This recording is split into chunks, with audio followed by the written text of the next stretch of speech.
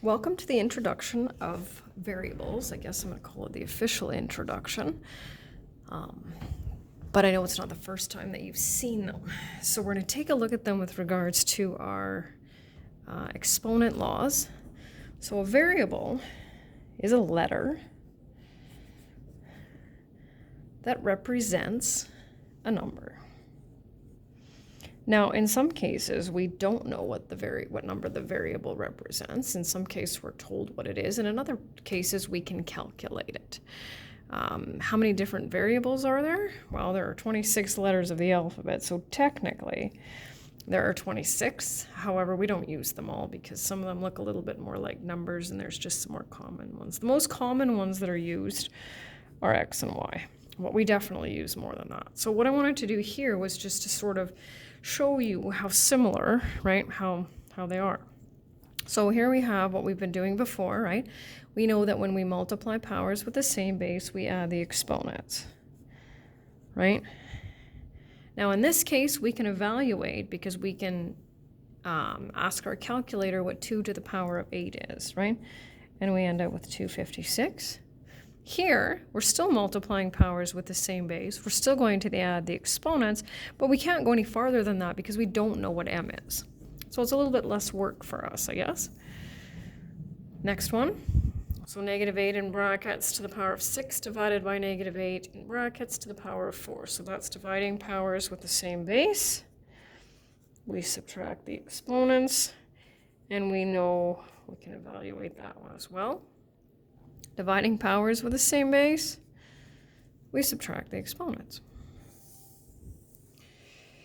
Anything to the power of 0 is 1, and anything to the power of 0 is 1. Moving over to these fraction ones. So we know that when we have a fraction with an exponent, we have to make sure to apply that exponent to the numerator as well as the denominator, right? So if we're going to show a step, we would write it as 7 squared over 3 squared. We can evaluate that to 49 over 9. Do the same thing here. H squared over 3 squared. Now we don't know what h is, but we can evaluate the 3 squared. So we're going to evaluate the parts that we can. So h squared over 9. And so here now we've got 2 times 8 squared, and I can see that this is not in the right spot, so I'm just going to move this one over here. So 2 squared times 8 squared, which is 4 times 64, which is 256. I'm going to do the same with this one. I'm just going to make it super squished here, right? So that's why when we did these ones, right, we have no choice but to follow that. Now we can evaluate this first part. So then we have 4a squared. And now I just kind of made up a mix of them. So now we're not really comparing to what we have done before. We're just doing some new stuff. So we're dividing powers with the same base. What do we do with the exponents? We subtract them. And it's a good thing we don't know what a is because that could be pretty crazy, right? Multiplying powers with the same base, we add. So 2 plus 1 is 3, plus 100 is 103, plus 5 is 108. Now, what I like to say to students is I'd like to ask them or tell them to count the number of parts of the base, right? So we've got 1, we've got m, and we've got n. That's 3 parts to the base. So we need to make sure to apply the exponent to all 3 parts, right? So 1 to the power of 4 we can do. That's 1 times 1 times 1 times 1 is 1. And that's as far as we can go, right? Moving on to this one, there's still 3 parts to the base, except there's 2 this time in the numerator and 1 in the denominator. So we'll have 3 cubed, m cubed divided by n cubed. 3 cubed is 27. And that's as far as we can go. And the last one on this page, negative 7 a squared b all squared. So that's once again 3 parts to the base, negative 7 a squared and b. So we have to be careful once again with our notation, right? We have to square all parts of the base, right? We're going to multiply these exponents. And we know that negative 7 times negative 7 is positive 49.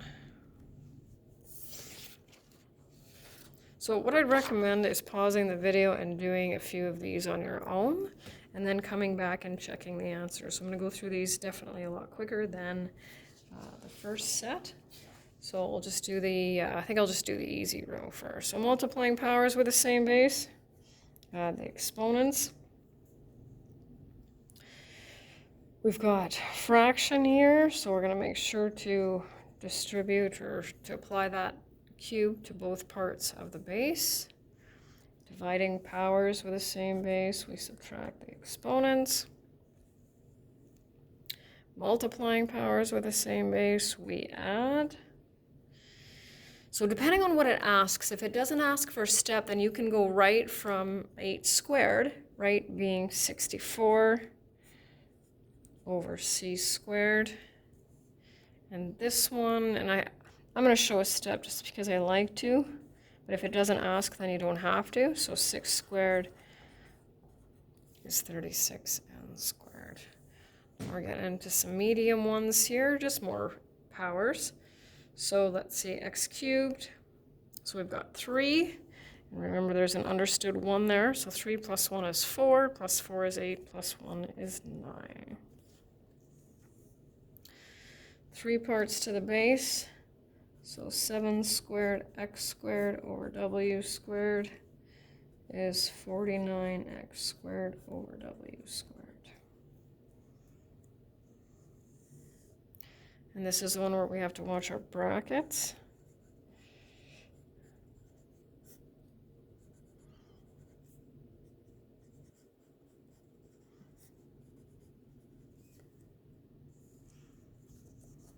And, oh, I can make that one fit. So negative 3 cubed.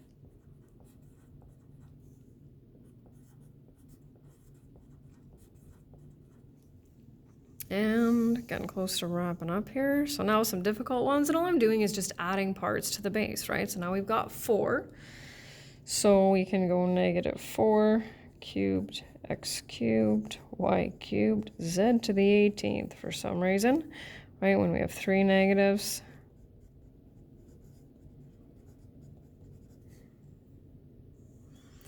This next one, I gave you 5 parts to the base. So negative 8 in brackets cubed is negative 512 over 81 w to the 12th. Now I'm going to put in just a couple of neat ones here just to give it a try. Try these ones.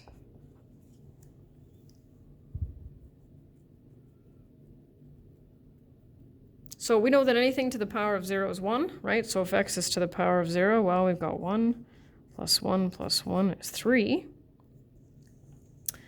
And now I'm going to sneak in and give you this one here.